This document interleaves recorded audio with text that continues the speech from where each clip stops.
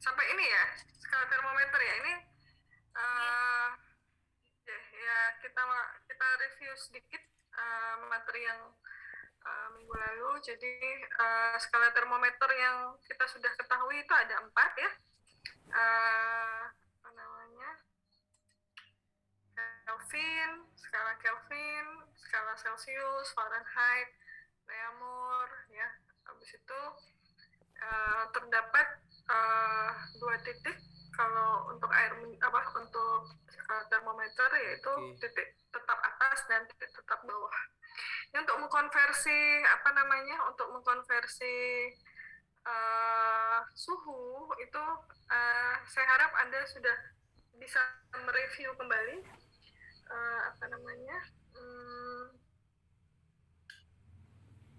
materi dari fisika dasar ya.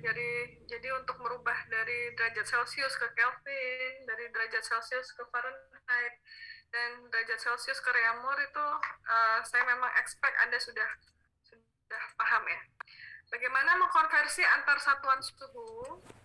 Nah, ini nanti Anda baca sendiri di buku fisika dasar atau di SIRS itu ada. Ini jadi sangat mudah sekali ya, jangan sampai yang simple Anda tahu gitu ya. Kemudian kita lanjut ke warna suhu. Warna suhu merepresentasikan penampakan visual. Sebentar, Ibu lupa belum record. Sebentar ya.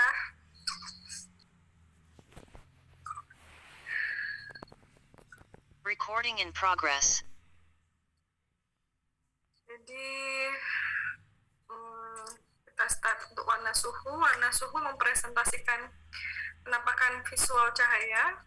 Warna suhu berkaitan dengan peristiwa radiasi benda. Jadi kalau misalnya kita tahu ini ya, kompor di dapur kita itu biasanya kan ada sel-sel situ pada ini ya, promosi ini kompor api biru gitu ya istilahnya. Kenapa dia bilang api biru? Karena yang warnanya biru itu suhunya lebih tinggi daripada yang warnanya merah gitu ya. Jadi tidak ada yang sales kompor gitu mempromosikan ini kompor paling panas, tapi yang ditunjukkan kompor api merah gitu kan ya. Oke. Jadi semakin tinggi suhunya itu akan semakin pekat warna birunya. Jadi dari merah, kemudian kuning, putih, kemudian biru muda dan biru tua. Yang ini nanti bisa di reply sekali.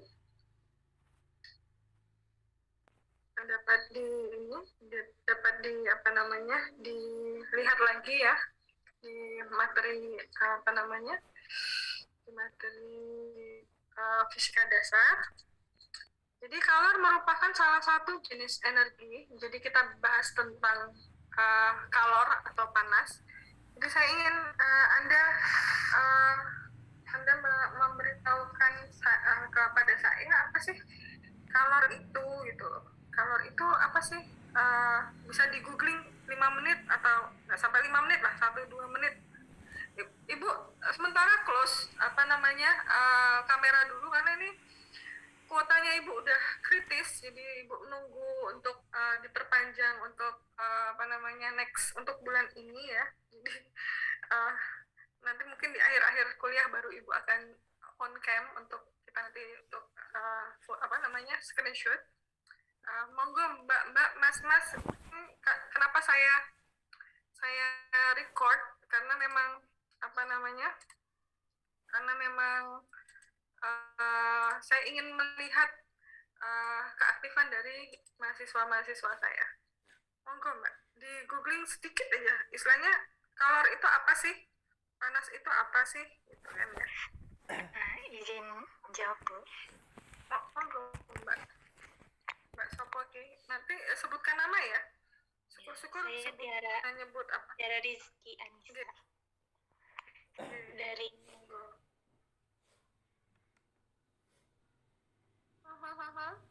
Oh, koneksinya kurang bagus, Nak.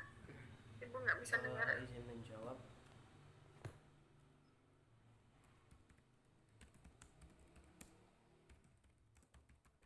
Ada yang bisa membantu? Yang lain mungkin? Ini Mbak Raga ya? Mbak Raga apa siapa sih ini yang ngomong? ya ini saya Monggo, Mbak. Monggo, Mbak. dari hasil Kipling. Kalor itu energi Ah, panas ya. yang berpindah dari benda yang bersuhu lebih tinggi ke benda yang bersuhu lebih rendah. Lebih. Kemudian apa lagi yang diperoleh informasinya selain itu? Ada yang lain?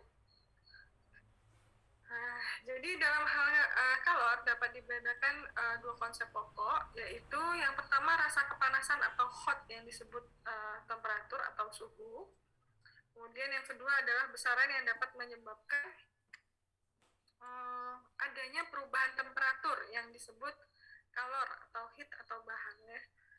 Kemudian ini yang penting ya, jadi untuk kalor sendiri dua konsep ini yang perlu untuk diketahui dan dipelajari.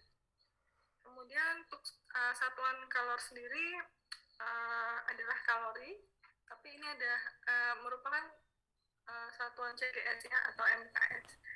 Jadi ada yang tahu satuan energi kalor dalam SI kita sebut apa ya? Izin menjawab, Bu. Joule mungkin. Ya, bukan mungkin lagi, memang betul Joule. Iya. Oke, jadi ini dulu Joule ini melakukan percobaan Joule namanya untuk perpindahan panas atau kalor. Jadi satu kalori atau yang selalu kita definisikan sebagai energi yang dibutuhkan untuk menaikkan 1 gram air murni sebesar 1 derajat Celcius. Jadi satuan energi dalam SI itu adalah Joule. Kita mau mengetahui nih bagaimana hubungan antara kalori dengan Joule. Jadi 1 kalori itu berapa Joule atau 1 Joule itu berapa kalori. Nah ini Anda perlu mencari tahu. Jadi hubungan antara Joule dan kalori itu ditemukan oleh Joule itu sendiri. Jadi 1 kalori itu sama dengan 4,184 Joule atau sering dibulatkan menjadi 4,2 Joule. Ya, ini saya rasa hanya merefresh lagi ya. Jadi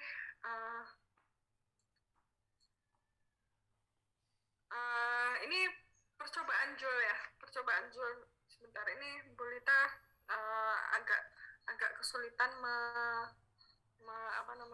men-share gambar. Jadi di situ kelihatan ya, ada air murni dimasukkan di dalam tangki yang ada baling-balingnya di dalam tangki tersebut ya. Tangki tersebut tersekat dengan baik sehingga tidak ada kalor yang dapat masuk atau keluar. Jadi baling-baling itu dihubungkan dengan beban melalui katrol. Beban yang bermasa M itu dilepas dari keadaan diam. Setelah turun sejauh H, laju beban itu diukur, kita bisa ukur. Kalau beban bermasa M yang jatuh tidak memutar baling-baling, maka energi kinetik beban saat turun sejauh H itu akan sama dengan pengurangan energi potensial beban, atau kita tahu ya energi potensialnya akan sama dengan energi kinetik ya, berarti EP sama dengan EK ya. Kalau misalnya masih ingat, EP itu sendiri adalah MGH atau massa dikalikan percepatan gravitasi kemudian dikalikan dengan tinggi, itu sama dengan setengah MV kuadrat ya. Jadi pada percobaan Joule, beban yang jatuh memutar baling-baling sehingga persamaan EP sama dengan EK itu tidak berlaku lagi. Jadi pengukuran Joule itu menunjukkan bahwa energi kinetik beban setelah turun sejauh H itu lebih kecil daripada MGH. Jadi ada sebagian energi kinetik yang hilang. Ya, energi kinetik yang hilang ini tersebut berubah menjadi kalor yang memanaskan air yang merupakan hasil konversi dari putaran baling-baling atau konversi dari energi kinetik dari baling-baling. Jadi ada yang tahu nggak kira-kira persamaan apa yang tepat untuk menjelaskan percobaan Joule ini apa sih? Mungkin ada yang ingin men-share gitu. Sebentar, ini kalau mau nulis di Zoom ini gimana ya caranya? Bulita itu dari tadi susah ini. Jadi tadi kita sudah tahu ya nih, mana tadi Bulita mau nulis. Pen, what is pen? Tadi EP, EK sama dengan EP. Untuk percobaan Joule, persamaan ini udah nggak berlaku lagi. Tapi yang berlaku persamaan yang seperti apa? Ada yang tahu? Jadi pertanyaannya apa? Pertanyaan ini Bu, mudah nggak tadi? Jadi ada energi kinetik yang hilang tadi ya ketika baling-baling berputar, kemudian dari beban dari posisi diam kemudian dilepas. Ada yang ingin menjawab?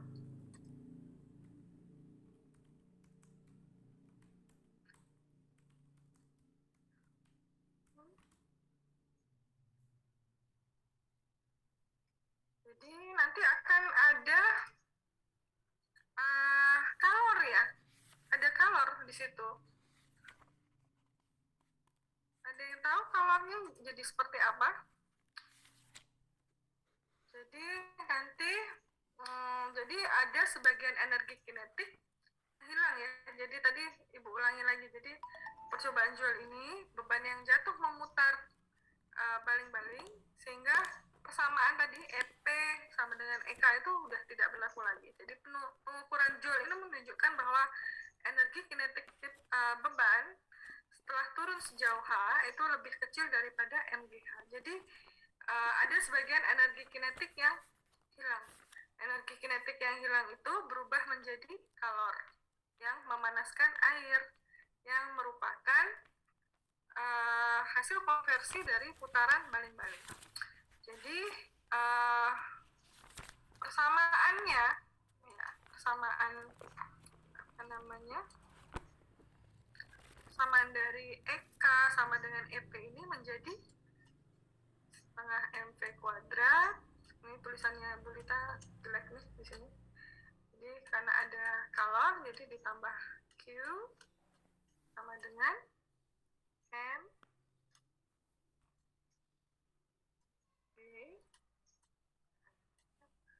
ini yang berlaku untuk percobaan Joule. Oke. Perlu Ibu ulang atau ini masih udah ini ya, udah siap ikut kuliah ya kok? Kayaknya anteng-anteng ya mahasiswaku yang hari ini. Masih agak rame yang minggu lalu kayaknya. Mudah-mudahan yang disambi magang bisa sambil mengikuti ya. Bulita izin bertanya Bu. Ya monggo Mas. Kalau misalnya ini di chat aja dulu nggak apa-apa Mas. Oh iya. Tulis ya. Sambil Ibu karena materi hari ini agak lumayan banyak ya. Jadi saya mau menghabiskan satu chapter jadi agak ngebut. Ya, yang datangnya agak terlambat ya nanti menyesuaikan gitu ya. Pengaruh pemberian kalor pada benda itu sebetulnya ada dua ya. Jadi ada dua pengaruh pemberian kalor terhadap benda. Fungsinya adalah yang satu untuk menaikkan suhu. Ya, ini mana sih ini? Jika suatu benda diberikan kalor akan digunakan benda untuk menaikkan suhu. Yang kedua untuk mengubah wujud atau fase. Ya, kemudian kita mendefinisikan kapasitas kalor. Jadi untuk membedakan benda satu dengan yang lain berdasarkan berapa besar perubahan suhu apabila diberikan energi kalor, maka kita definisikan suatu besaran yang kita sebut sebagai kapasitas kalor. Jadi kapasitas kalor ini kita simbolkan sebagai C besar, itu didefinisikan sebagai perbandingan antara jumlah panas yang diberikan kepada suatu benda dengan menaikkan suhu benda. Secara matematis dapat dirumuskan sebagai ini ya, Q dibagi dengan perubahan suhu, C sama dengan Q dibagi perubahan suhu. Jadi satuan kapasitas kalor adalah Joule per Kelvin. Nah, ini satuan secara SI. Okay. Kemudian kapasitas kalor ini berbeda dengan kalor jenis ya. Kalor jenis itu dia merupakan sifat khas dari suatu material atau benda. Tapi untuk kapasitas kalor ini bukan sifat khas suatu benda. Jadi dia jadi dia nilainya ya hanya bergantung pada kalor dengan perubahan suhu. Ya. Kalau kapasitas jenis kalor itu, kalau kalor jenis itu dia bergantung pada jenis bendanya seperti apa. Jenis biasanya kalau di buku-buku fisika dasar itu biasanya kita melihat ada tabel kalor jenis ya. Kalor jenis untuk setiap metal, misalnya kuningan, tembaga, besi dan logam-logam lainnya itu punya nilai kalor jenis yang berbeda-beda. Oke, jadi kalor jenis ini dapat juga didefinisikan sebagai kalor yang diperlukan untuk menaikkan suhu zat sebesar 1 derajat Celcius. Jadi ini definisi dari kapasitas kalor. Kemudian kita akan melihat tabel ya, ini tabel biasa ini Anda bisa melihat di buku-buku referensi fisika dasar maupun buku SIRS ya. Buku SIRS ada nggak ya? Saya nggak ingat ini ada apa nggak. Seingat saya ini ada di buku fisika dasar. Jadi ini kalau misalnya kita punya air bermassa 2 kg, maka kalor untuk menaikkan suhu sebesar 1 derajat Celcius itu adalah 2 kilokalori ya. Untuk kemudian menghitung kapasitas kalornya itu tinggal dibagi dengan 1 derajat Celcius, berarti 2 dibagi 1 derajat Celcius sama dengan 2 kilokalori per derajat Celcius ya. 2. Kemudian untuk kapasitas kalor itu tinggal dibagi, kapasitas kalor dibagi massa ya tinggal 2 dibagi 2. Ini sangat mudah sekali, nanti bisa dipelajari lagi. Kemudian ini ya kalor jenis. Nah, ini sebelum Ibu bicara tentang kalor jenis, ada yang bisa membantu Bu Lita apa yang Anda ketahui tentang kalor jenis atau definisi dari kalor jenis itu apa sih? Tadi Bu Lita sudah ngasih bocoran ya sedikit tentang kalor jenis. Monggo mbaknya. Biar nggak ngantuk nih, biar nggak Bu Lita yang ngomong terus. Nanti kalau Bu Lita ngomong terus ini bosan ya. Nanti pertanyaannya bisa di chat ya Mas ya, atau nanti di akhir kita sesi tanya jawab deh. Monggo. Izin menjawab Bu. Oke, monggo Mbak Sekar. Oke. Menurut saya kalor jenis itu adalah banyaknya kalor yang dibutuhkan oleh 1 kg zat untuk menaikkan suhunya sebesar 1 derajat Celcius. Oke. Ya.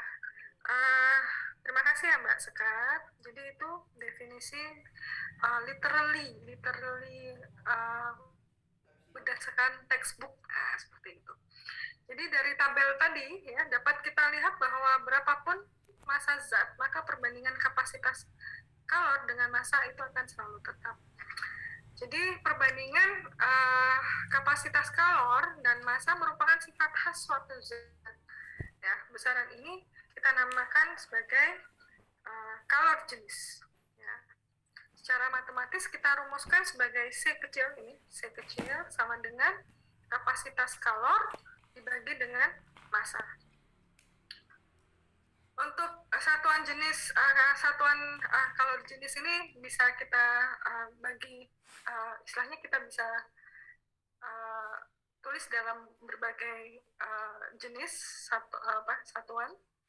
Jadi ini bisa nanti dibaca sendiri. Kemudian ini tadi saya sudah mention sebelumnya, sudah saya sebutkan bahwa kalor jenis itu adalah sifat khas suatu benda. Jadi jika nilai C sama dengan Q dibagi delta T, maka C kecil atau kalor jenis itu sama dengan Q dibagi M delta T, atau kita lebih nyaman jika kita tulis Q sama dengan MC delta T. Ya. Kemudian tadi ya, jadi ketika benda itu mendapatkan kalor, itu yang pertama tadi dia menaikkan suhu, yang kedua fungsinya untuk mengubah fase benda. Jadi mengubah fase benda itu berubah bentuk, misalnya dari gas menjadi padat, dari padat menjadi cair gitu ya, atau sebaliknya. Ini segitiga ini sangat populer sekali ya, gas menjadi solid itu apa, disebut apa, kemudian liquid menjadi solid itu apa gitu ya. Kemudian ini Anda bisa Anda bisa refresh lagi, ini sepertinya materi SMA atau kuliah masa di awal-awal dulu ya. Kemudian nih ya, jadi kalau misalnya kita bicara tentang energi yang dilepaskan dan energi yang diserap ya. Jadi kita misalnya ingin merubah benda, menubah fase dari bentuk solid menjadi liquid, kemudian dari liquid menjadi gas, itu ya, ini energi itu diserap ketika terjadi perubahan fase. Jadi ini kita lihat arah panahnya. Jadi kalau misalnya dari solid ke liquid itu energi itu diserap. Jadi untuk arah yang sebaliknya itu energi dilepaskan. When energy is released when change of phase is in this direction. Jadi kalau dari gas ke liquid atau dari liquid ke solid itu benda cenderung akan melepaskan energi atau merilis energi.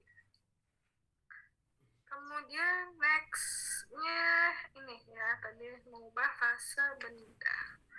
Mengubah fase benda itu jadi begini, kalori yang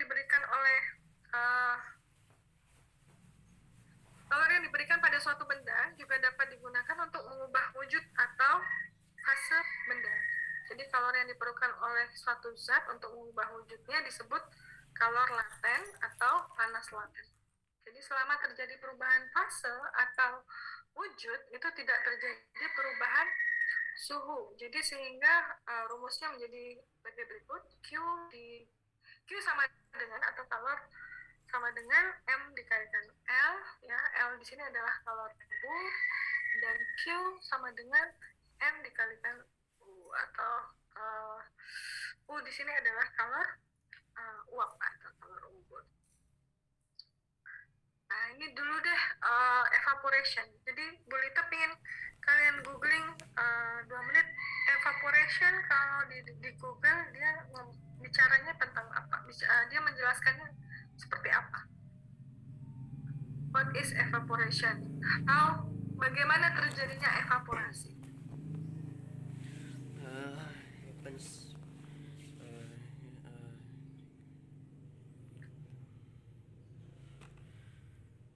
Izin menjawab, Bu. Ini suaranya siapa ya, Mas ya? Mas kasih nama ya? Apa perkenalkan nama? Oh ya, saya Randy Aldona, Bu. Oke, monggo Mas Mas Randy. Kalau yang Baru saya kedengaran suaranya. oh ya, yang saya cari di Google itu evaporation happens when liquid turns into a gas. Jadi ketika cairan itu menjadi gas gitu, Bu. Jadi istilahnya penguapan. Oke. Abis itu ada lagi penjelasannya di Mbah Google? Nggak ada? Sebenarnya panjang sih, Bu. Cuman yang saya tangkap intinya Sebenarnya panjang. iya. Intinya itu. Iya. Jadi gini ya, ada ini ya sambil kita baca di slide Ibu ini. Jadi molekul di dalam fase liquid itu continuously move about in all direction and bump into one another at different speed. Jadi molekul-molekul di dalam fase liquid itu secara berkesinambungan itu bergerak segala arah dan saling bumping itu ya hampir hampir sama seperti saling memantul bumping gitu ya. Jadi saling bertumbukan satu dengan lainnya dengan kecepatan yang berbeda ya. Kemudian some of the molecules gains kinetic energy while another lose kinetic energy. Jadi beberapa molekul yang ada di dalam fase liquid itu akan memperoleh energi kinetik dan yang selebihnya atau yang lainnya itu bisa kehilangan energi. Ya. Kemudian molekul-molekul yang berada di permukaan cairan itu yang mendapatkan energi kinetik yang cukup banyak itu sehingga punya cukup energi untuk melepaskan atau break free the liquid. Jadi bisa memecah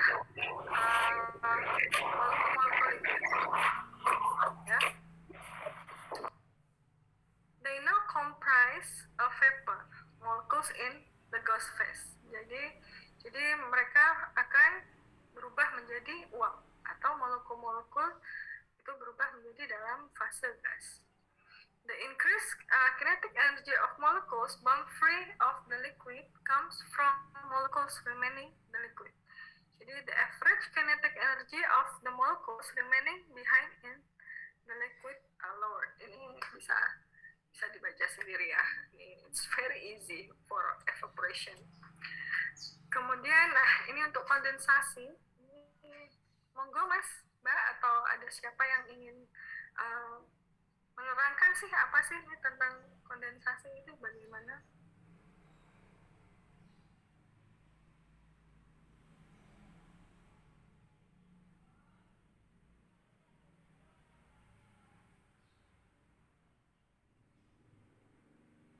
Izin menjawab, Bu. Monggo Mbak Taskia.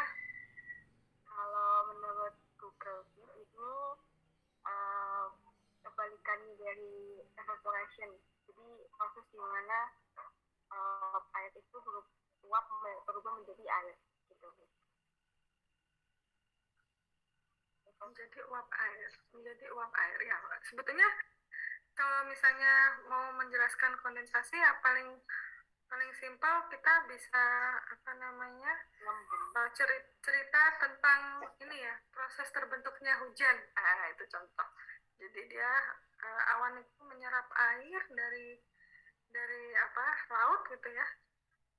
Kan kemudian terjadi kondensasi ketika sudah penuh, sudah sangat-sangat berat beban dari awan itu untuk menampung air, maka akan terjadi turunnya hujan. Intinya seperti itu sih.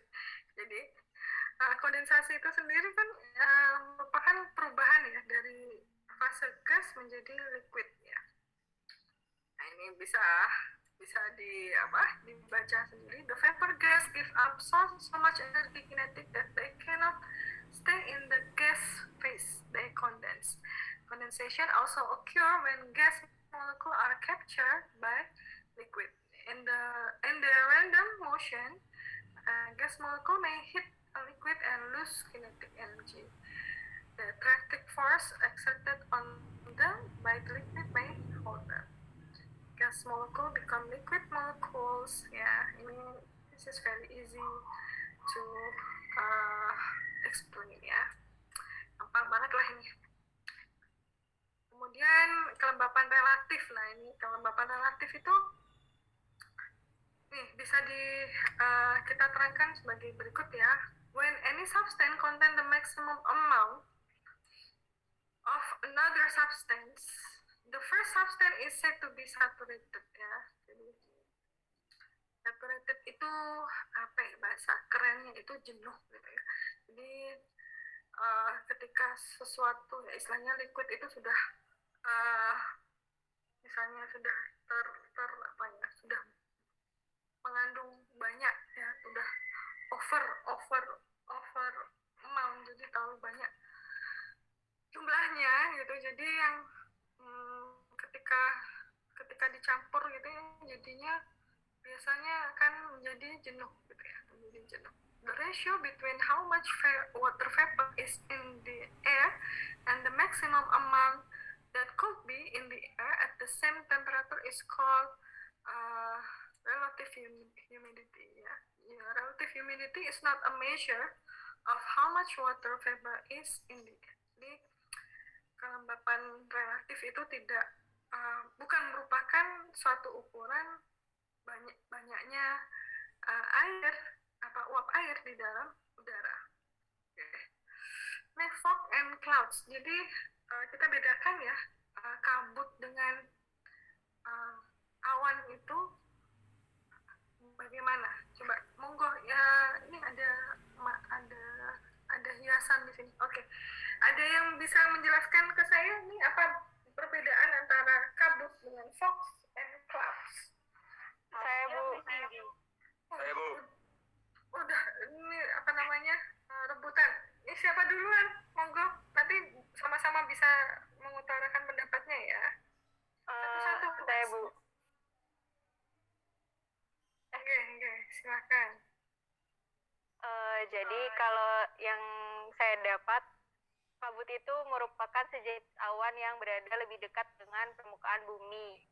Kalau misalnya embun, itu titik-titik air yang jatuh ke bumi. Jadi dia menempel di bumi gitu, di permukaan benda-benda yang ada di bumi. Oke. Ada lagi? Itu kabut ya? Kalau awan apa awan? Awan itu air yang mengumpul dari permukaan bumi, Bu, yang naik ke atas, yang menguap. Jadi hanya beda ketinggian ya?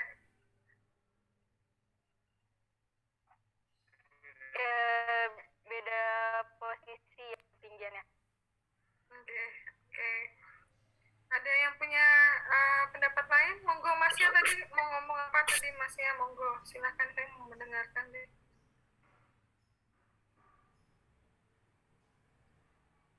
Mas, si Dora. Apa wes mutung Bu. Ojo. Silakan Mas. Hampir sama sih Bu. Dari Fadil. Hampir samanya. Karena beda ketinggian. Sebenarnya itu awan tapi posisinya lebih rendah.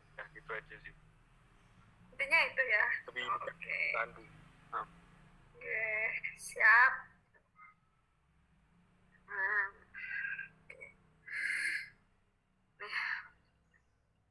Ini ada yang bisa tolong membacakan ini yang ada di di slide-nya Ibu, kelihatan ya di sana? Siapa yang bisa ini? Kita cari air dulu. Sebentar Mbak Rani ya. Saya boleh mencari minum.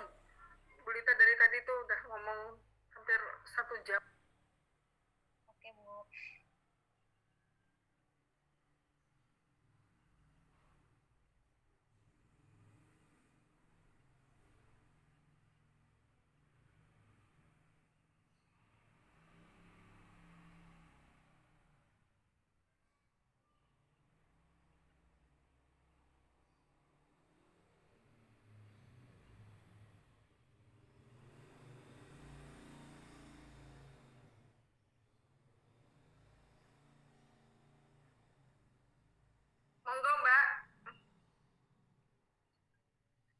Siti Salma itu dada-dada karo sopo kae, tak dada-dada balik yo. Baik, saya akan bacakan. Warm air rises. As it rises, it expands. As it expands, it cools.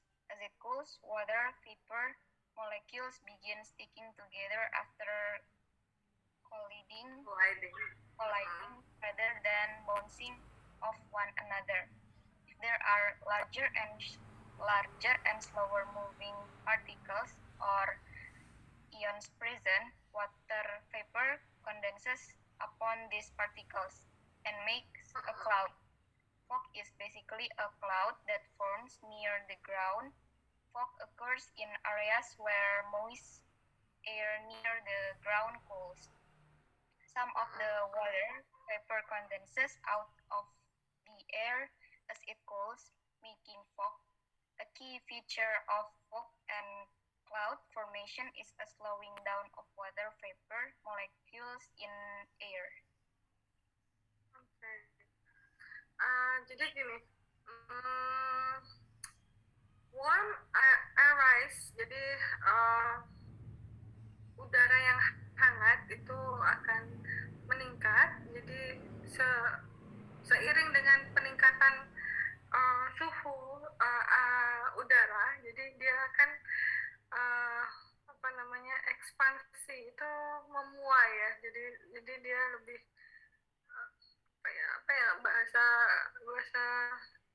tepatnya apa ya, dia lebih muai gitu ya. As it expands dia jadi semakin memuai gitu, dia akan suhunya akan slowly cooling down ya. Jadi dia akan turun jadi suhunya. Kemudian ketika suhunya turun itu uap air dari molekul-molekul uap air itu akan sticking each other, itu sticking together, itu dia saling melekat satu sama lain. Jadi molekul-molekul uap air itu akan saling melekat satu sama lain. Jadi setelah tumbukan itu biasanya kan normally itu kan kadang dia memantul ya, bouncing off. Yang ini tidak. Jadi ketika bertumbukan itu uap air itu akan cenderung bergabung atau sticking together. If there are larger and slower moving particle, jadi apabila ada yang partikel yang lebih besar dan geraknya itu lebih lambat ya, jadi uap air itu akan terkondensasi di atas partikel-partikel ini dan akan menghasilkan awan. Jadi kemudian fog ya, ini tadi teman-teman Anda sudah menjelaskan, kabut itu secara umum itu basically is a cloud ya. Jadi dia normalnya itu adalah awan that forms, yang terbentuk di dekat tanah ya, istilahnya dekat permukaan tanah.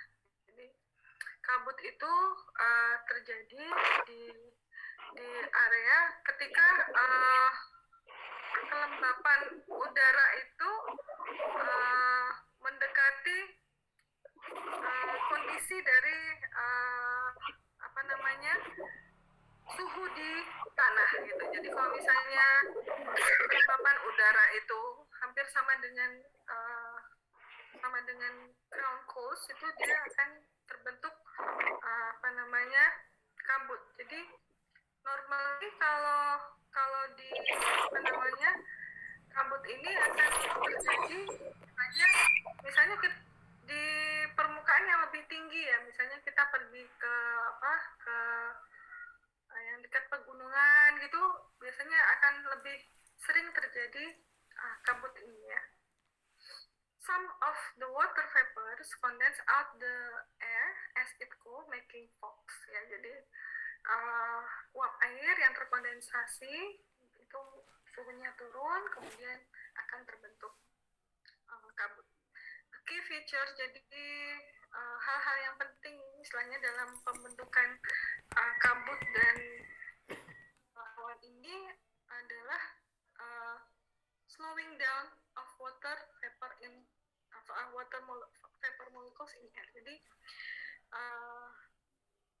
suhu itu akan suhu daripada molekul uap air itu akan sedikit demi sedikit turun di dalam udara. Oke. Kemudian di sini ada cloud formation can be stimulated by seeding. Yani, ada tikus tuh di sebelah kanan, pas sebelah kiri Anda, saya nggak ngerti. By seeding the air with appropriate particles of iron. Jadi pembentukan pembentukan awan itu dapat distimulasi atau dapat kita bisa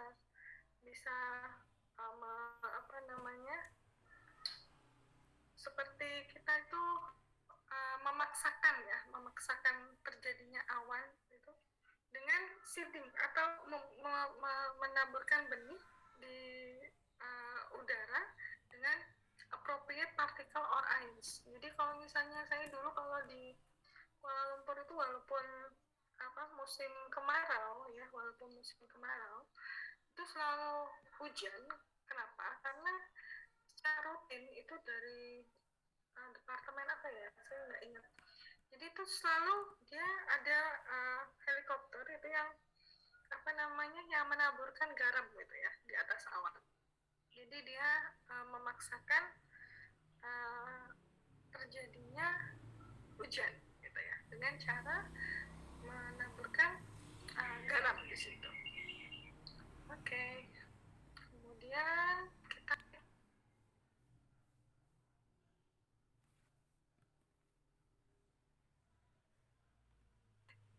ini dari tadi Bulita mute ya? Bulita dari tadi mute ya? Bulita belum ngomong ya? Button Tadi yang tadi kedengeran nggak yang tadi? dengar. Oh terdengar. Jadi kalau jangan-jangan Bulita ngomong panjang tadi ini mute. Stres saya. Ini yang boiling monggo ada mas-masnya yang mungkin yang mau menolong Bulita membacakan. Bulita udah kalau ngajar sehari itu full ya kalau misalnya ngajar S1, S2 lebih anteng waktunya. Tapi kalau ngajar S1 tuh saya butuh energi yang lebih gitu ya kalau ngajar S1 karena sebetulnya memberikan basic materi basic itu cukup penting untuk mahasiswa S1. Monggo Mas, ditolong Bulitanya ini, Bulita minta tolong dibacain boiling, what is boiling evaporation, what is that? Monggo ini ada Mas Rijal nih, Mas Rijal ya udah raise hand ya. Ibu.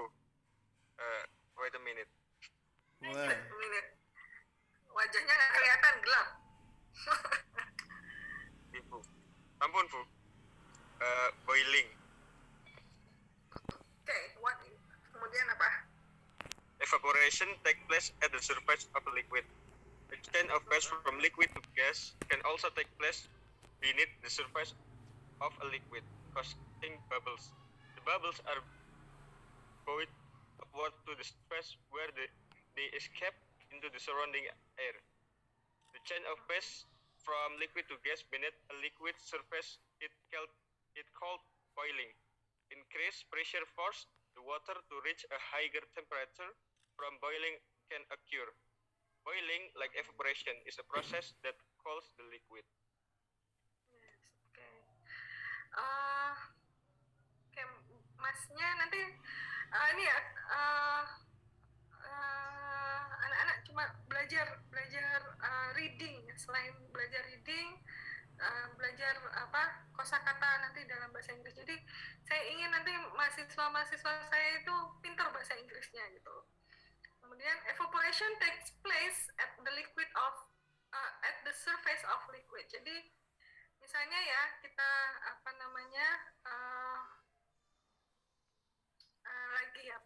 lagi mendidihkan air gitu ya. Ini ada gambarnya sih di sini. Mana sih ini gambarnya? Nah, ini gambarnya. Jadi ada kita mendidihkan air gitu ya, kita panaskan dari bawah, istilahnya kompor gitu. Kemudian ketika sudah mendidih itu dia causing bubbles atau blubub tuh ada, kalau misalnya kalian ngerebus air gitu kan ya, oh blub blub blub, oh udah boiling, udah mendidih gitu ya, udah bisa bikin teh panas misalnya atau bikin kopi panas gitu ya.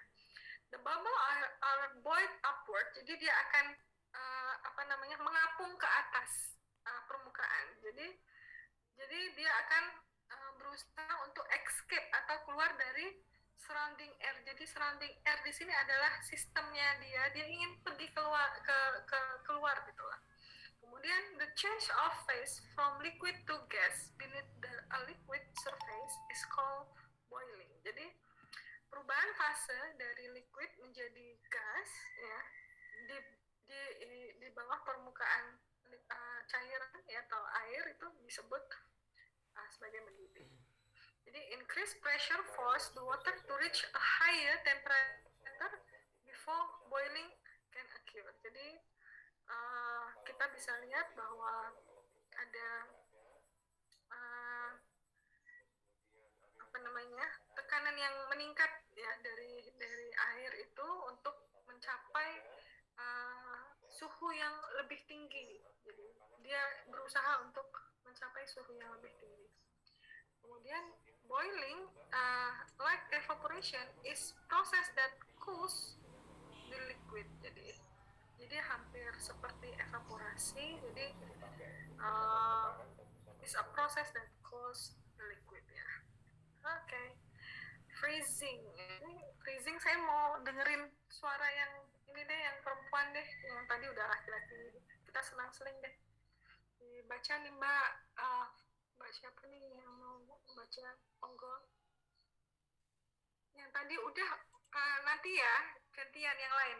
Tadi udah Mbak Sekar, udah ada. Mbak Zahra pingin baca, tolong Ibu Lita baca freezing when energy is continually withdrawn.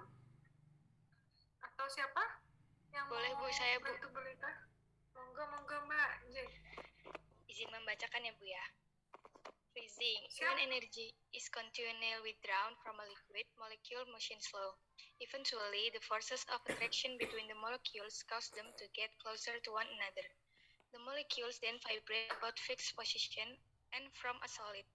When energy is extracted from water at a temperature of 0 degrees Celsius and at atmospheric pressure, ice is formed. The change in phase from liquid to solid is called freezing. If sugar or salt is dissolved in the water, the freezing temperature will be lowered. Pure ice crystals have an open structure. When other kind of molecules or ions are introduced, crystal formation is interrupted and the freezing temperature is lowered. Oke, makasih ya Mbak Zahra. Oke, jadi freezing ini seperti Anda sudah tahu ya, jadi perubahan fase dari liquid menjadi padat, istilahnya menjadi sesuatu yang solid, itu kita sebut sebagai freezing ya. Contoh gampangnya ya tinggal Anda memasukkan air ke dalam dalam freezer kalau mau bikin es batu gitu ya. Jadi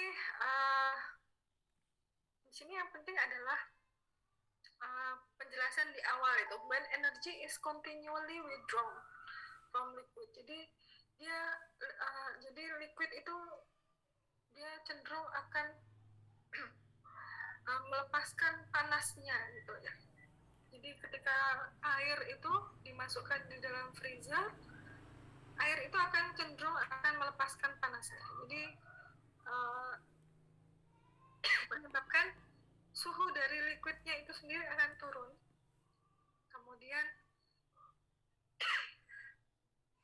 slow motion, molecular motion slow. Jadi gerak molekulnya akan menjadi diperlambat ya.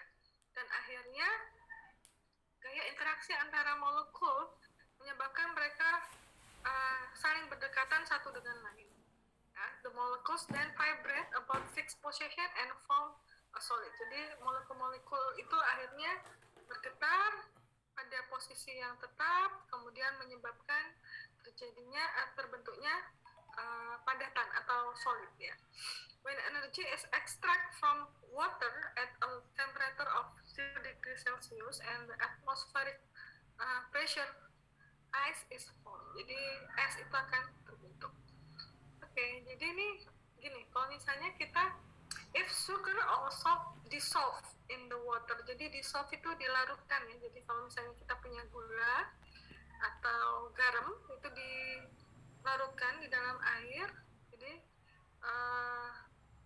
freezing temperature, kemudian kita masukkan ya ke dalam ke dalam kulkas. Jadi freezing temperature itu akan jauh lebih rendah apabila jika dibandingkan kita hanya memasukkan liquid tanpa ada partikel lain yang kita dissolve gitu ya.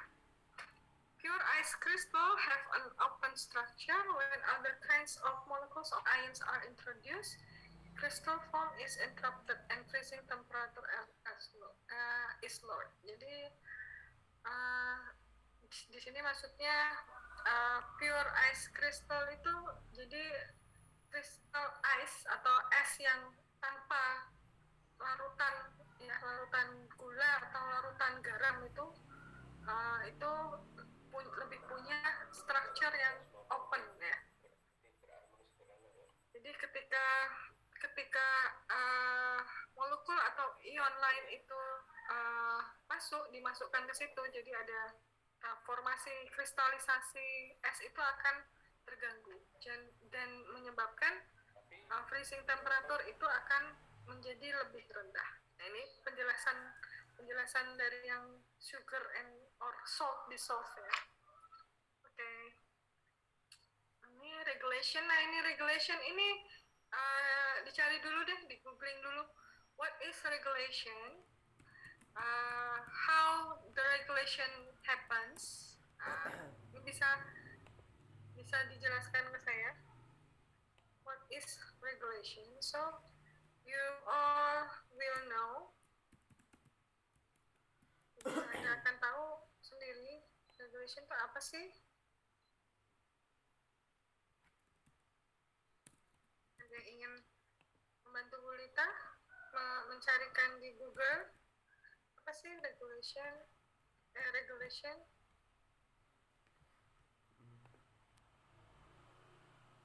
Monggo Mas, Mbak. Ada yang ingin izin menjawab, Bu. jawab? Deh, ini sopo iki Mas. Randy Mbak Aldo. kelihatan sudah. Mas. Oke, monggo Mbak. Monggo Mas. Yang saya cari di Google, regulation is a phenomenon in which the freezing point of water is lowered by the application of pressure. The melting and refreezing of ice at constant temperature caused by varying the pressure. Kalau yang saya pahami itu fenomena di mana titik beku air diturunkan dengan penerapan tekanan, pelelehan dan pembekuan kembali pada suhu konstan yang disebabkan oleh perubahan tekanan. Mungkin seperti itu, Bu. Kalau tekanannya ditiadakan, dia akan kembali freezing ya. Itu saya ingin melengkapi ya. Udah betul ya tadi penjelasan dari Mas Randy. Terima kasih. Regulation itu ini. Jadi ada misalnya ada es, bongkah es, kemudian kita letakkan beban misalnya di kanan dan kirinya, ini memberikan tekanan terhadap es tersebut. Jadi ketika tekanan ini cukup besar sehingga es itu akan mencair, dia akan melting. Tapi ketika beban itu kita kurangi sehingga tekanannya juga akan berkurang, maka dia akan bisa kembali membeku gitu ya. Ini sebetulnya bisa dijelaskan seperti ini ya. The open structure crystal of ice can be crushed by the application of pressure. Jadi kita mengaplikasikan tekanan di situ. Ice normally melts at 0 degrees Celsius, but pressure lowers the melting point. Jadi the crystal are simply crushed to the liquid phase. At twice standard atmospheric pressure, the melting point is lowered to minus 0.007 degrees Celsius. When the pressure is removed, refreezing occurs.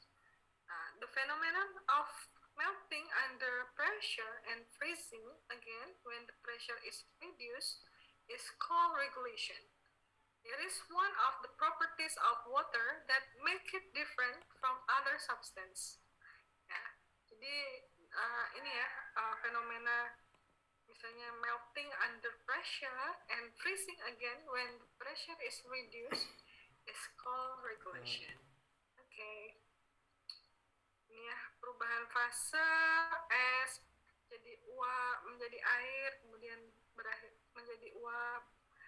Ini dulu kalau di fisika dasar ya pernah ya istilahnya kalian pernah melihat tabel temperatur versus heat yang ini seperti ini. Jadi berapa sih ini untuk mengetahui ini kalornya dilepas atau diserap sih kalau misalnya berubah menjadi es gitu kemudian dari es menjadi air itu berapa sih perubahan kalornya gitu ya. Ini biasanya kalkulasi ini ada itu di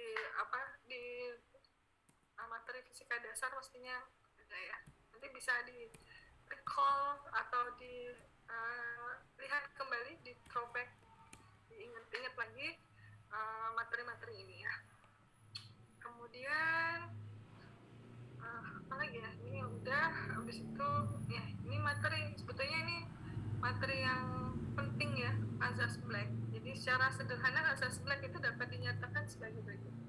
Jadi jika tidak ada energi yang hilang maka kalori yang dilepas itu sama dengan kalori yang diserap atau Q lepas sama dengan Q serap. Terjadi pertukaran panas atau kalor jika dua buah benda yang suhunya berbeda kita campurkan atau kita mix gitu ya, atau kita kontak ya. Ini merupakan konsekuensi dari hukum kekekalan energi ya. Untuk mengukur pertukaran panas secara kuantitatif disebut alat yang disebut kalorimeter. Oke, ini saya rasa mahasiswaku sudah tahu ya kalorimeter itu apa. Ini kalorimeter secara sederhana skematik kalorimeter secara sederhana digambarkan sebagai berikut ini ya. Stir, ini ada pengaduk, kemudian ada termometer, isolated stopper. Jadi biasanya isolated stopper itu kita pakai gabus gitu ya kalau misalnya kita lihat di lab gitu.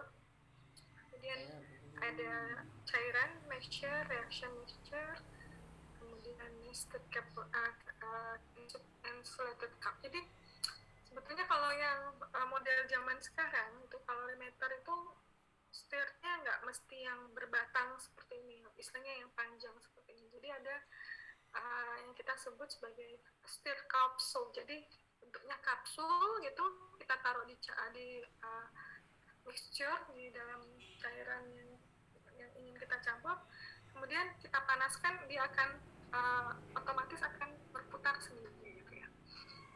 Kalau termometer udah nggak bisa digantikan yang lain ya, kita hanya punya termometer ya.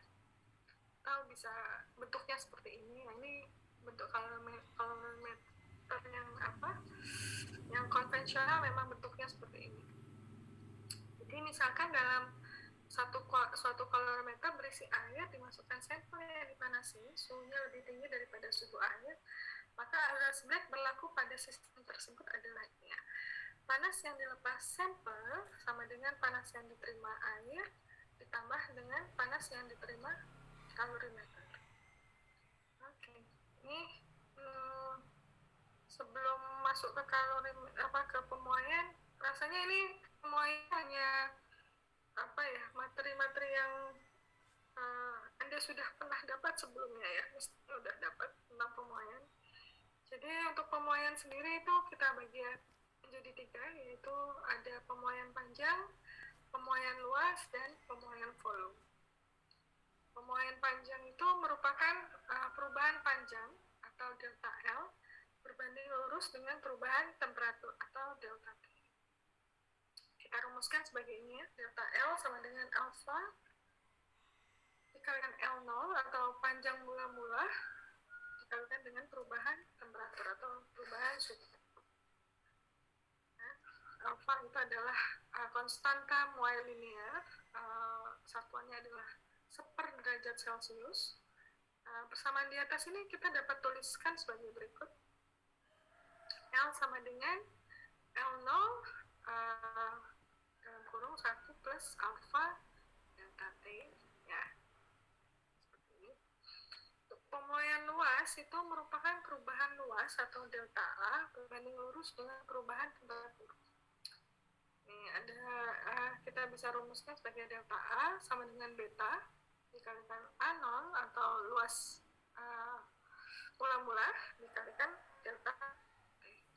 Beta sendiri adalah konstanta muai luas. Beta sama dengan 2 kali alfa. Persamaan di atas dapat dituliskan ini. A sama dengan ini, Bu Lita hanya mereview kembali ya, ini yang kalian sudah dapatkan di fisika dasar ya. Pemuaian volume ini hampir sama seperti pemuaian panjang dan pemuaian luas, hanya berbeda dimensinya ya. Tadi kalau yang panjang itu 1 dimensi, misalnya x direction, kalau yang luas tadi x and y direction, kalau yang volume x, y, and z direction. Jadi ada panjang, lebar, dan tinggi biasanya. Perubahan volume atau delta V berbanding lurus dengan perubahan temperatur atau delta T. Jadi gamma itu kita sebut sebagai konstanta muai volume. Ini perumusan dari delta V atau pemuaian volume sama dengan gamma V0 dikalikan V0 dikalikan delta T. Persamaan di atas dapat dituliskan ini sebagai berikut. V sama dengan V0 dalam kurung 1 ditambah gamma dikalikan delta T. Nah ini keping metal. Jadi beras itu apa ya? Tembaga apa kuningan ya? Kalau nggak salah ya seperti itu, kuningan kayaknya. Jadi ada apa namanya? Ada 2 logam yang digabungkan menjadi 1, yaitu besi dengan kuningan. Ketika berada di suhu ruang, dia akan bentuknya akan seperti itu, akan lurus. Tapi ketika kita kasih es, dia akan melengkung mengarah ke kuningan. Kalau kita panaskan, dia akan melengkung ke arah besi. Jadi in a bimetal strip, base expands or contracts more when heated or cold than does iron. So the strip bends as shown. Ya, ini steel brass. Ini steel itu lainnya lagi ya. Steel ini baja, brass kuningan. Oke, untuk higher temperatur dia akan melengkung seperti itu. Dia akan melengkung ke arah iron.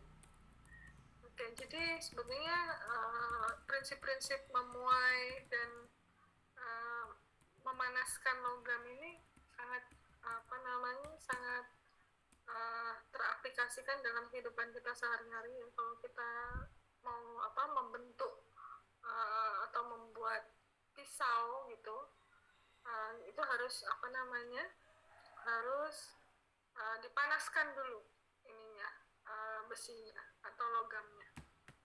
Oke, baru bisa dibentuk. Jadi sampai titik leleh sampai mendekati melting point-nya, jadi baru bisa dibentuk. Nah ini monggo difikirkan critical thinking ya. Kasus 1, mana yang lebih parah? Air mendidih bertemperatur 100 derajat Celcius dan juga uap bertemperatur 100 derajat Celcius. Keduanya dapat menyebabkan luka bakar yang serius. Apakah luka bakar yang disebabkan oleh uap kemungkinan itu lebih parah daripada yang air mendidih, atau kurang parah, atau sama parahnya dengan yang luka bakar disebabkan oleh air? Monggo. Ini nanti ya, Ibu kasih waktu 5 menit dari sekarang. Monggo, Bu Lita mau sebentar mau ke toilet. gimana?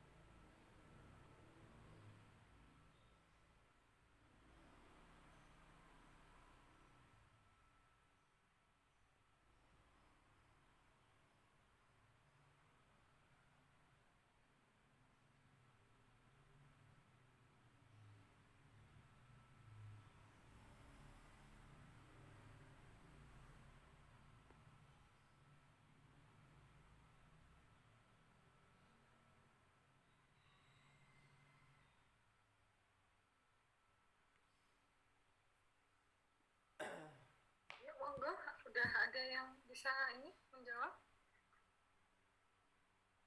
Saya mau jawab, Bu. Coba. Monggo Mbak. Izin menjawab. Namanya siapa sih Mbaknya? Mbak Rania ya? Silahkan Mbak. Ya, saya mau coba jawab, Bu. Kalau menurut saya, oke baik. Kayaknya kameranya saya matiin aja Bu, karena jelek sinyalnya. Apakah suara saya terdengar jelas? Iya, terdengar jelas. Makanya Ibu tuh matiin kamera karena kalau misalnya Bu Lita nggak matiin kamera itu koneksinya makin amburadul di sini. Minta maaf deh. Iya, Bu. Monggo Sama. Mbak. Kalau menurut saya sama air mendidih sama uap, karena sebenarnya uap itu kan juga apa ya, sama-sama air juga gitu Bu. Jadi sama-sama nggak ada bedanya. Kalau misalnya kena ke kulit, menurut saya sama-sama luka bakarnya itu parahnya sama, karena kalau lihat di di fenomena, pernah baca sama nonton video gitu, ada korban yang kena dampak dari letusan Gunung Merapi itu kan dia meskipun nggak kena nggak kena lahar panasnya, tapi kalau kena uapnya itu juga menyebabkan luka bakar. Jadi menurut saya sama begitu. Sama parahnya ya. Iya, menurut saya begitu Bu. Udah. Ibu tampung dulu. Monggo, mungkin ada yang ingin menambahkan yang lain? Saya boleh nggak, Bu? Boleh bebas. Iya. Asalkan jangan rebutan ya. Jangan rebutan satu-satu. Oke, Monggo, baik. Mbak. Apakah suara saya terdengar? Dengar. Kalau menurut saya sih lebih sakit yang dari uap air, karena uap air itu kan terbentuknya setelah air itu mendidih. Jadi mungkin titik didihnya lebih tinggi daripada itu air mendidihnya gitu. Jadi mungkin karena suhunya lebih ya gitu. Suhunya lebih tinggi. Oke. Ada jawaban yang lain? Makasih Mbak Tia. Ada yang jawab. Izin menambahkan Bu. Jawab, Bu. Silakan. Perebutan. Satu-satu Mas. Mbaknya dulu. Karena lebih parah yang air. Siapa sih? Karena kadar jenis air lebih tinggi. Mungkin seperti itu Bu. dibandingkan dengan uap. Nah, ada terusannya, Mbak. Ini udah di jalan yang benar, tinggal penjelasannya kurang detail. Memang betul ya, jadi kalori jenis yang air itu lebih tinggi dari uap air. Tapi di sisi ini dia apa ya, yang dirasakan oleh kulit Q-nya itu jauh, karena dia ini ya, karena panas itu berbanding lurus dengan kalori jenis. Jadi otomatis ketika kalori jenisnya itu tinggi, maka panas yang dirasakan oleh kulit itu akan jauh lebih tinggi juga. Pada mau jawab. Intinya jangan dipraktekkan. Oh iya, maaf, bener Mas. Ini Masnya mau jawab lagi? Masnya mau jawab apa? Udah? Atau gimana? Sama Bu, sama ibu apa sama mbaknya? tadi yang kalau jenisnya, karena kalau jenis air lebih tinggi besar. Mungkin menambahkan aja Ibu. Ya itu ya, ini yang tadi punya jawaban berbeda, jadi jawabannya yang lebih tepat yang seperti itu. Jadi Ibu kan seumpamanya kita parah ya, misalnya masak air gitu kan Bu. yang jelas jangan coba-coba gitu ya, jangan coba-coba. Kenapa gitu? Penjelasannya tadi Bu sudah utarakan lebih detailnya. Oke. Nah yang ini gampang ini hitung sebentar nih. Pakai rumus yang mana nih? Kalau misalnya lihat ada ada gambar es teh di sini kan ya. Enak banget, seger-seger awan-awan ngombe es teh. Ya.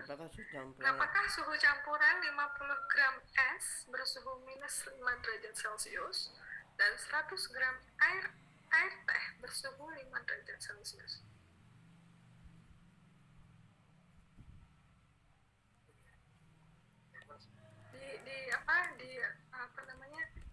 Orek, atau ada yang bisa tahu ini pakai rumus yang mana? Nah, Bu Lita mau tanya. Ini pakai persamaannya. Bisa menjawab Bu saya Raka. Kalau nggak salah dilepas sama dengan diterima. Dilepas sama dengan diterima. Ya. Azas black ya, kita pakai azas black ya. Nah, ini gampang ya, nanti bisa diteruskan untuk pelatihan ya.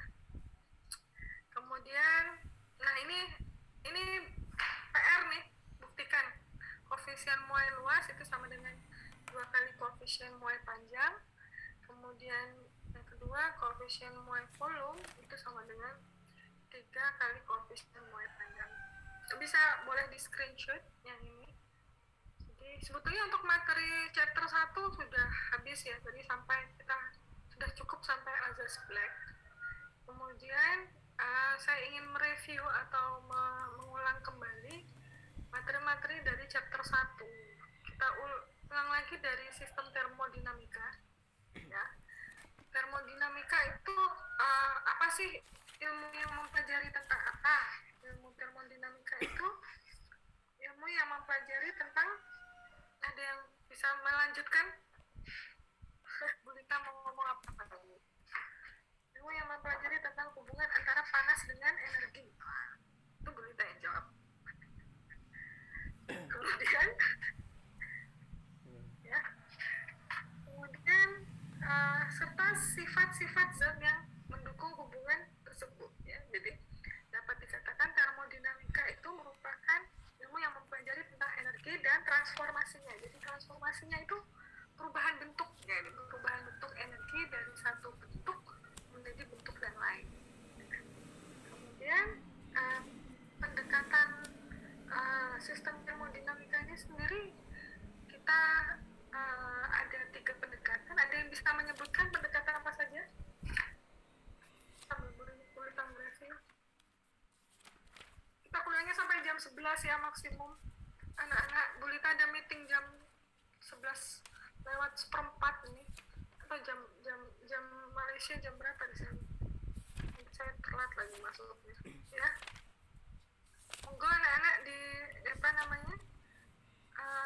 dijawab tadi pendekatannya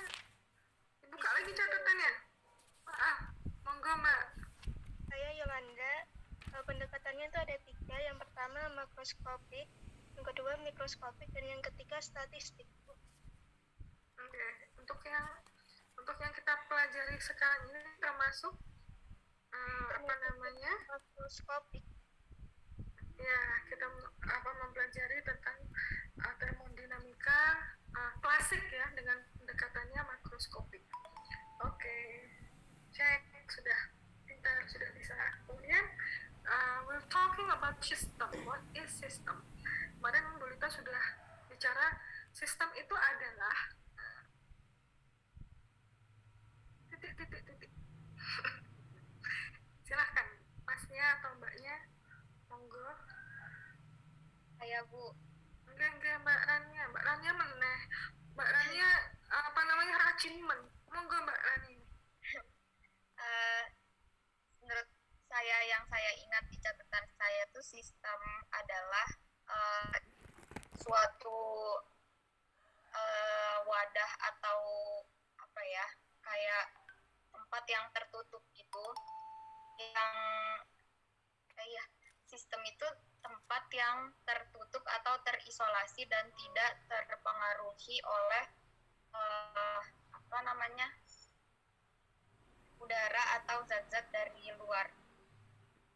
Oke, dari lingkungan lah intinya. Jadi gini, sistem itu adalah sejumlah zat yang dibatasi oleh dinding tertutup. Nah, ini disempurnakan lagi catatannya. Jadi yang dimaksud dengan zat di sini adalah zat cair, zat padat, gas gitu ya. Kemudian tenaga radiasi, foton gitu ya. Dinding yang membatasi sistem itu bisa boleh nyata, boleh khayal ya. Jadi dia itu bisa berupa garis khayal atau garis yang nyata. Lingkungan dari suatu sistem ya, lingkungan dari suatu sistem itu segala sesuatu yang berada di luar sistem ya. Jadi sesuatu yang berada di luar sistem itu disebut lingkungan gitu ya. Sistem lain yang dapat saling bertukar tenaga dengan sistem tersebut itu kita sebut lingkungan. Jadi kalau misalnya kita mention about isolated system, itu zat yang ada di dalam sistem itu tidak dapat berinteraksi dengan lingkungan. Jadi tidak terjadi pertukaran energi antara zat dengan sesuatu di dalam lingkungan ya. Jadi tidak ada interaksi atau pertukaran energi.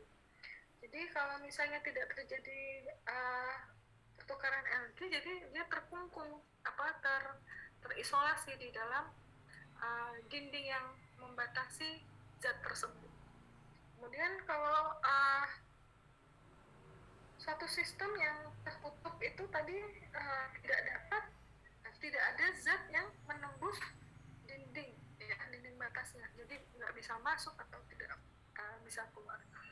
Sebaliknya untuk yang open system atau sistem terbuka itu terjadi interaksi antara zat di dalam sistem dengan zat di dalam di lingkungan itu. Jadi terjadi pertukaran energi antara lingkungan dengan sistem.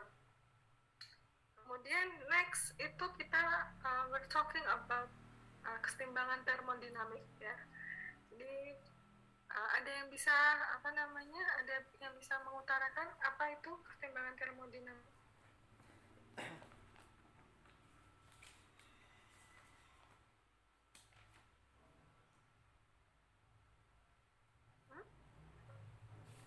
Masih ada di sana? Are you there, guys?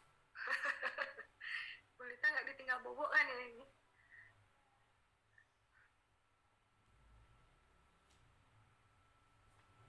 Halo.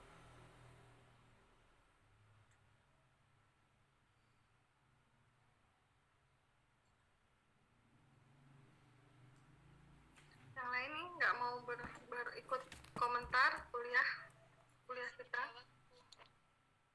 Ya, monggo Mbak.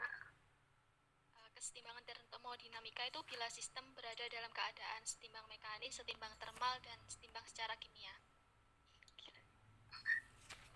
Ya, terima kasih Mbak. Mbak Sarah ngopo ya kuwi wis kaya iki ya wis kaya hai guys ngono ya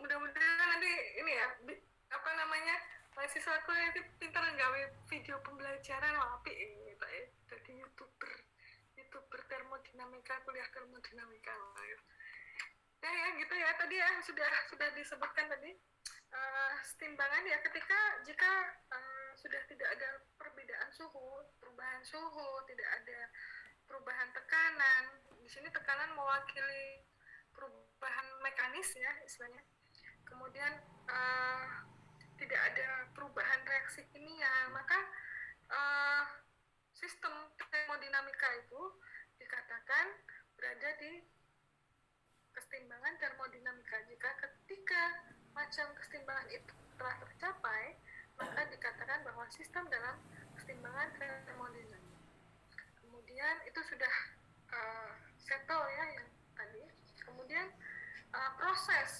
tentang proses ada yang ingin Saya. mengulang lagi proses itu Saya. apa sih? Proses itu Ya. perubahan Perubahan sistem perubahan ya, sistem halo. dari perubahan sistem dari satu kondisi ke kondisi yang lain atau sekuensial. Ada reversible dan ada irreversible. Oke, lengkap nih. Udah bicara tentang proses irreversible dan reversible. Saya ngapunten.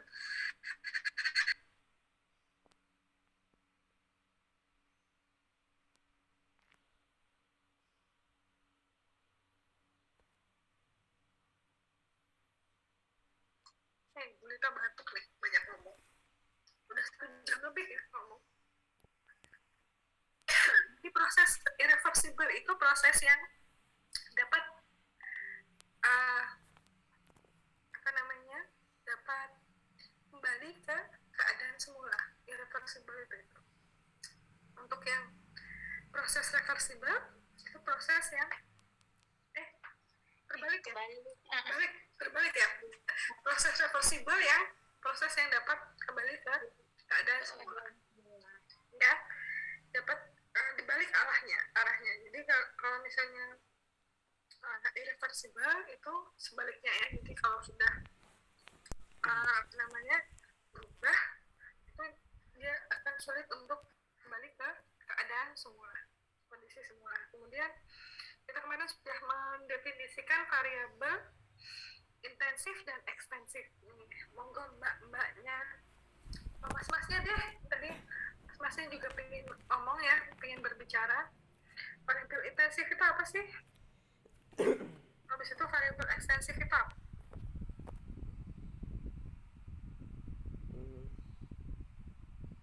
Yuk, yang semangat. Ini tinggal mereview. Nanti minggu depan kita bicara tentang persamaan keadaan. Mungkin untuk persamaan keadaan menerangkan persamaan keadaan nanti Bu Lita pakai papan kosong gitu ya. Bu Lita kayaknya nggak mantep kalau misalnya nggak nulis gitu ya. Bu Lita pakai pen yang bisa untuk nulis di monitor gitu. Monggo Mbak atau Mas. Variabel intensif itu apa? Enggak, monggo Mbak Yolanda. Iya, Mbak Yolanda. itu variabel yang nilainya tidak bergantung pada massa sistem. Contohnya tekanan, suhu. Sedangkan variabel ekstensif itu variabel yang nilainya bergantung pada massa sistem. Contohnya ada volume, entropi gitu. Entropi, kemudian internal energy itu termasuk dalam contoh-contoh variabel ekstensif ya. Variabel ekstensif jika dibagi dengan massa atau volume ya, itu menjadi variabel intensif. Jadi sebentar, berita tuh agak kurang ser kalau nggak bisa nulis di sini deh.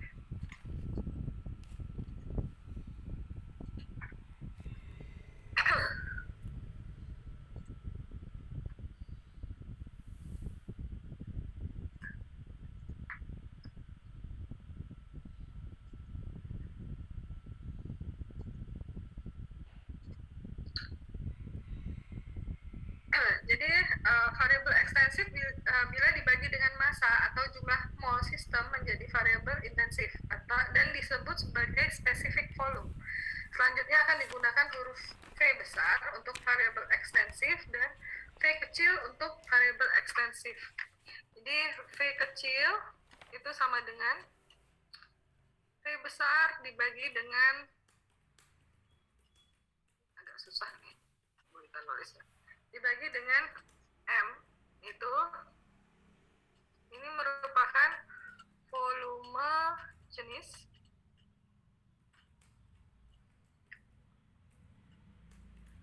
susah juga ya nulis di apa namanya, enak nulis di papan tulis bulitanya tuh ribet. Habis itu kita sudah tahu ya rho itu atau density, rapat massa, density atau kerapatan massa jenisnya itu kita rumuskan sebagai massa dibagi dengan variabel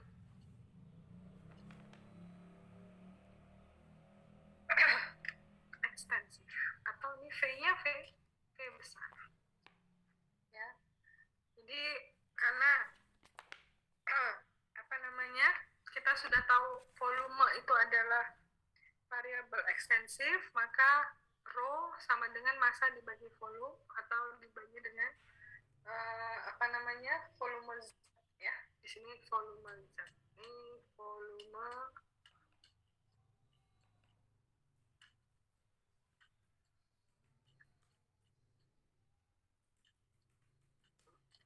susah amat tulis, aduh.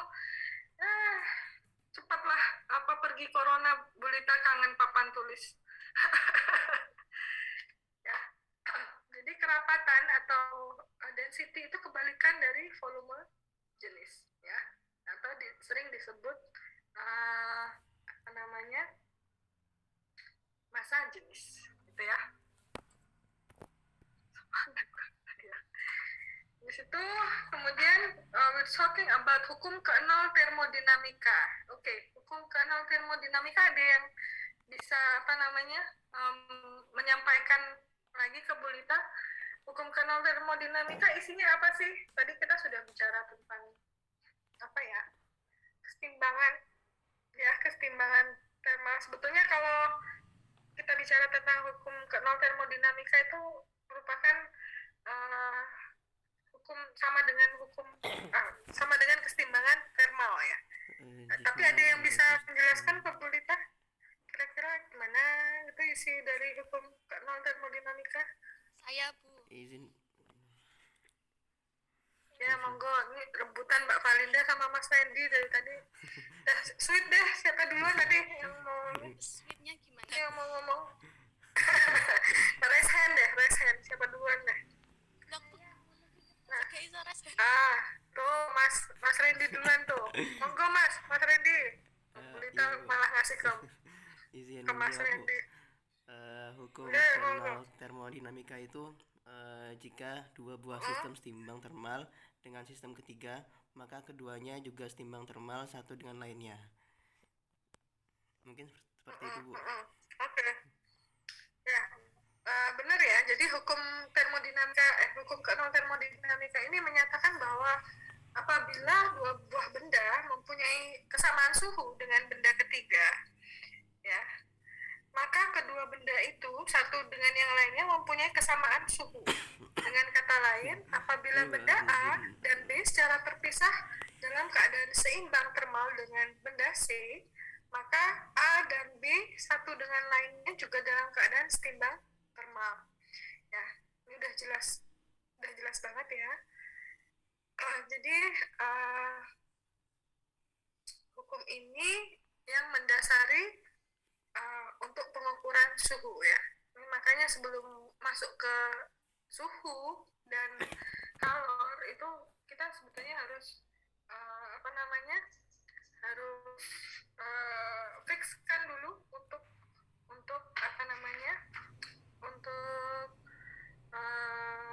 hukum ke-0 termodinamika ini. Oke, Saya rasa itu saja. Ada pertanyaan tadi masnya mau bertanya apa, monggo. Ini materinya sudah saya cukupkan dulu, sekian. Kalau ada pertanyaan bisa. Tadi masnya tadi udah lupa ya mau bertanya apa-apa nggak, jadi kok kayaknya nggak ada chatnya di sini. Tidak ada tidak ada pertanyaan di sini, nggak ada ini ya, nggak ada kolom Q&A ya di sini ya. Izin bertanya. Ya, monggo Mas Rozin. Sebentar Mas. Tadi sempat dibahas ya Bu, untuk pertemuan sebelumnya itu terkait kesetimbangan termodinamika ya Bu, kan ada 3, ada mekanis, kemudian ada kimia, satunya lagi ada kesetimbangan suhu. Kenapa tidak dibahas tentang kesetimbangan fase ya Bu? Padahal kan dari studi literatur yang saya baca itu salah satu kesetimbangan itu ada kesetimbangan fase seperti itu Bu. Kesetimbangan fase sebetulnya secara umum ya, kesetimbangan fase ini dia sudah meliputi keseluruhannya. Jadi kalau misalnya bicara tentang suhu ini, kita juga bicara tentang perubahan fase ya istilahnya. Tapi di sini sebetulnya kalau yang untuk termodinamika memang dibahasnya hanya sampai itu saja. Jadi hanya sampai suhu, mekanik, kemudian tekanan. Tapi dari ketiganya itu dapat dapat mewakili satu kesetimbangan, yaitu kesetimbangan fase. Sebetulnya kalau yang ini Bu Lita belum tidak mau menjelaskan secara ini ya, secara detail ya. Jadi kalau di dalam kuliah kimia fisika itu ada yang kita sebut sebagai kesetimbangan fase. Jadi kalau kesetimbangan fase ini sebetulnya sudah more on lebih ke aplikasi dari termodinamika kimia. Jadi yang membahas sistem satu atau lebih dari komponen. Jadi agak lebih rumit ya. Jadi ini kita masih bicara tentang termodinamika makro ya gitu. Jadi lebih lebih besar ya. Kalau misalnya kesetimbangan fase itu kita sudah mengerucut membahas yang lebih lebih kecil gitu. Jadi kesetimbangan fase bisa mungkin satu atau dua fase ya yang berkaitan ya.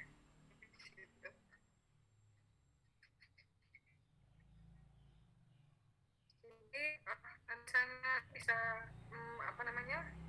bisa belajar lebih dalam kalau misalnya. Tapi kalau di pendidikan fisika kan nggak ada kuliah kimia fisika ya. Kalau kimia fisika itu mungkin harus ikut kelasnya anak kimia untuk untuk belajar tentang kesetimbangan fase ya. Jadi nanti tapi basically ya seperti ini ya, seperti yang Bu Lita jelaskan tadi ya. Jadi untuk kesetimbangan fase itu sebetulnya sudah mulai masuk ke aplikasi. Jadi kalau untuk yang kita bicara untuk yang simpel, ini masih simpel ya. Yang makro, ini ngomonginnya yang makro, belum yang rumit-rumit ya. Jadi kesetimbangan fase itu nanti ada keadaan sistem ya, ada suatu keadaan sistem. Jadi keadaan sistem itu mengalami setimbang secara fasenya sudah setimbang gitu ya. Jadi harus ada yang bisa diukur. Kalau misalnya apa sih yang dikatakan udah sudah mengalami kesetimbangan fase, itu harus ada ukuran fisis atau kimiawi yang menyatakan bahwa sistem tersebut sudah mengalami kesetimbangan fase. Jadi kalau misalnya dulu di kuliah fisika dasar itu ada diagram fase, itu bisa dibaca-baca lagi sebagai basic ya, sebagai dasar dari termodinamika ini. Tapi kalau untuk kesetimbangan fase itu ada satu buku sendiri sebetulnya. Jadi kalau misalnya tertarik bisa tuh dipelajari. Nanti Bu Lita diajari ya kalau misalnya sudah pintar. Itu aja. Mungkin itu jawaban dari Bu Lita. Monggo, ada lagi? Sudah puyeng atau sudah mumet atau gimana? Ada pertanyaan dari tugasnya Bu Lita?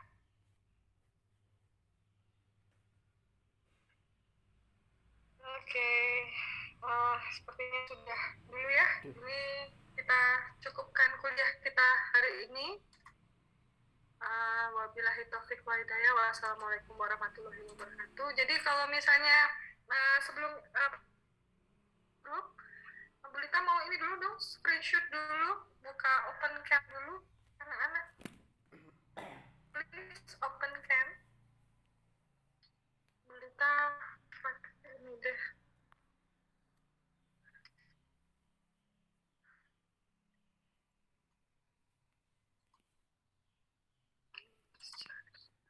Bisa minta tolong Mas untuk open cam. Bu Lita mungkin open camnya sebentar ini. Nggak bagus, sinyal ngomongnya nggak jelas.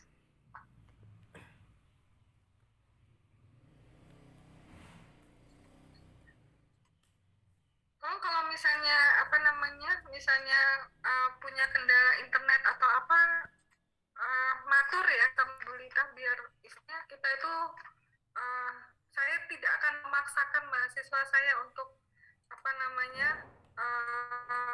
selalu on kuliah saya karena memang saya tahu kendalanya dari kuliah online itu seperti apa ya. Saya berharap itu saya tuh segera kuliah offline jadi bisa ketemu gitu ya. Oke, terima kasih.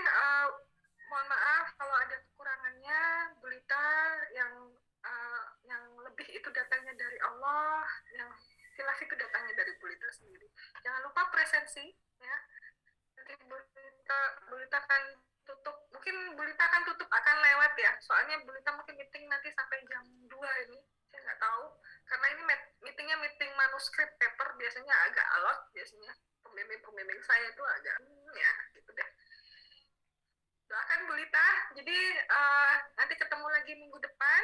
Oke, kita dibaca bukunya Sears tentang persamaan keadaan ya, tentang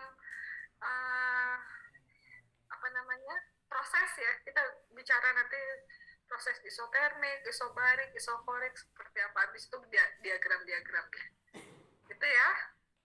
Wabillahi taufiq wa hidayah. Wassalamualaikum warahmatullahi wabarakatuh. Terima kasih anak-anak yang sudah ikut kuliah Bu Lita. Waalaikumsalam warahmatullahi wabarakatuh. Terima kasih banyak